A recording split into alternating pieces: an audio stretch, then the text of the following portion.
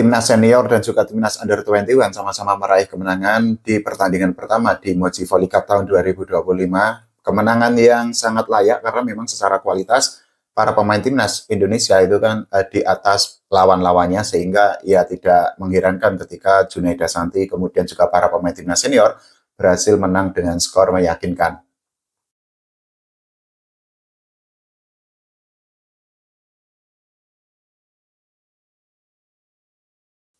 Oke teman-teman, ketemu lagi, kita ngobrol santai-santai lah ya, ngobrol tipis-tipis tentang volley Indonesia, khususnya tentang timnas Indonesia sektor putri yang saat ini dua-duanya baik timnas senior dan juga timnas junior sama-sama bertanding atau berlaga di Mochi Volley Cup tahun 2025. Hasilnya sama-sama kita ketahui bahwa timnas Indonesia sama-sama memetik kemenangan, skornya sama-sama meyakinkan karena timnas under 21 dan juga timnas senior sama-sama menang dengan skor 3-0. Tapi sekali lagi seperti di konten saya sebelumnya, kita jangan melihat hasil yang didapatkan oleh timnas karena ini adalah turnamen pramusim, bukan pramusim juga, bukanlah turnamen yang resmi, sehingga ya tentu saja hasil ataupun gelar juara itu bukanlah tujuan utama karena ada hal lain yang lebih penting. Salah satunya adalah melihat kelemahan yang masih dimiliki oleh timnas Indonesia. Kita bahas bagaimana permainan dari timnas under 21 dan juga timnas senior di pertandingan kemarin ya. Kita mulai dari timnas junior dulu. Ini hasil yang didapatkan oleh Junaida Santi dan kawan-kawan. Keren banget karena mereka ya menang dengan skor 3-0 ketika menghadapi Mabes TNI. Sekali lagi seperti di opening saya tadi bahwa ini adalah hasil yang memang sangat masuk akal karena kualitas pemain timnas under 21 itu kan levelnya masih di atas para pemain dari Mabes TNI. Meskipun demikian, ada beberapa hal positif dan negatif, plus minusnya lah ya, dari permainan yang ditunjukkan oleh para pemain timnas under 21. Untuk sisi positifnya ini adalah kita bisa melihat, ini menurut saya pribadi ya POV, dan mungkin para volleymania, fans volley Indonesia juga sepakat, permainan timnas under 21 itu lebih rapi lah ya jika dibandingkan dengan timnas senior di pertandingan kemarin. Salah satunya kita bisa melihat bagaimana blok-blok yang dilakukan oleh para pemain timnas under 21 ini cukup rapat, terlepas memang secara kualitas sekali lagi bahwa level dari para pemain timnas under 21 itu masih di atas para pemain dari Mabes TNI. Selain itu, kita juga bisa melihat bahwa dari segi chemistry antar pemain ini juga sangat oke, dan hal itu tentu saja tidak terlepas dari TC yang sudah dijalani oleh para pemain timnas under 21. Kita ketahui bahwa Junaida Santi, Waudi dan kawan-kawan itu kan sudah menjalani TC sekitar 4 bulanan lah ya, sejak pertama kali sampai saat ini, sehingga sangat wajar ketika chemistry itu sudah terbangun di antara para pemain. Selain itu juga sangat wajar, sangat lazim ketika strategi yang diterapkan oleh Sugiyama sebagai pelatih timnas itu bisa diterapkan dengan sangat baik oleh para pemain timnas under 21.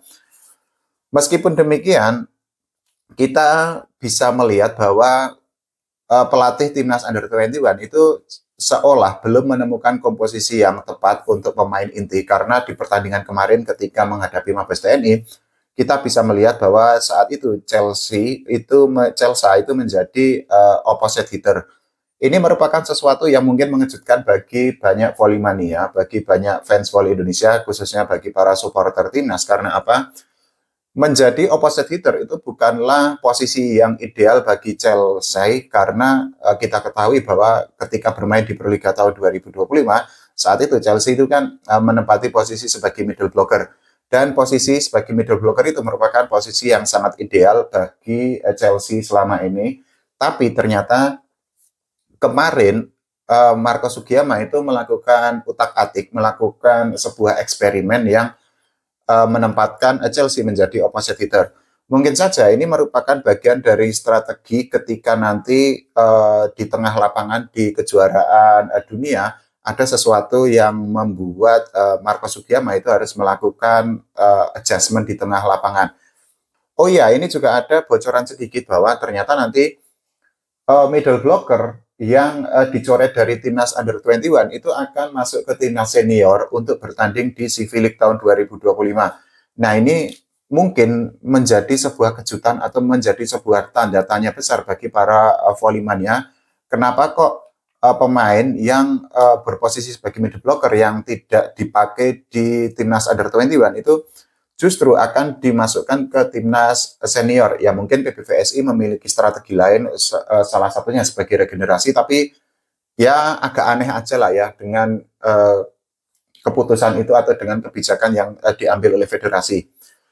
Kita bergeser ke timnas senior, ini ya kita bisa melihat kemarin bahwa permainan dari Tisha Amalia dan kawan-kawan itu memang belum sepenuhnya oke, meskipun menang dengan skor meyakinkan ketika menghadapi O2C Bandung. Sekali lagi jangan lihat hasilnya karena ya memang level dari para pemain timnas itu kan jauh di atas para pemain O2C Bandung, tapi kita melihat apa saja yang masih harus diperbaiki oleh para pemain timnas untuk tampil di CV League tahun 2025 yang akan diselenggarakan di Thailand mulai bulan Agustus ini. Kalau kita melihat bagaimana permainan yang ditujukan oleh Medil Yoku dan kawan-kawan kemarin, kita bisa melihat bahwa seperti yang tadi saya bilang, permainan dari timnas senior itu justru tidak lebih rapi jika dibandingkan dengan timnas Under 21. Selain itu juga blok yang dilakukan oleh para pemain timnas senior itu juga tidak terlalu rapat, sehingga beberapa kali pemain dari O2C Bandung itu bisa untuk melepaskan spek yang berbuah poin. Nah, ini tentu saja menjadi sebuah PR tersendiri bagi pelatih timnas, Mas Oo, karena apa?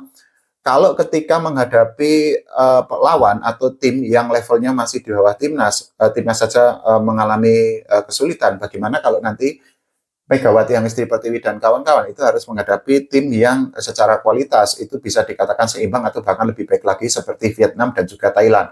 Untuk lawan Thailand ya mungkin kita sudah angkat tangan lah ya, karena level Thailand itu kan di VNL bukan di Asia Tenggara lagi. Nah, tentu saja ini menjadi sebuah PR tersendiri yang harus segera dipecahkan oleh Mas Oo sebagai pelatih timnas, karena waktunya itu kan sudah sangat mepet, hanya tinggal ya kira-kira seminggu lagi sebelum timnas Indonesia itu tampil di CV League tahun 2025. Di pertandingan kemarin kan juga kita bisa melihat bahwa Mega itu kan tidak main, kemudian juga beberapa pemain tidak main karena memang mengalami cedera.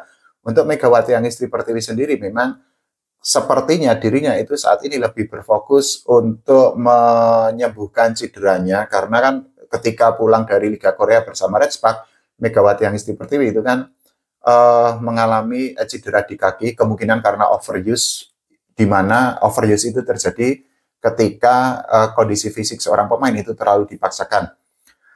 Selain itu kita bisa melihat bahwa Arsela Nuari itu kan ya cukup oke lah ya kemarin di pertandingan kemarin, tapi meskipun demikian sekali lagi masih ada PR yang harus dipecahkan oleh tim pelatih timnas Indonesia yang senior yaitu Mas Oo, karena pertandingan atau kompetisi di CV League besok itu kan nggak ringan, bahkan bisa dikatakan sangat berat.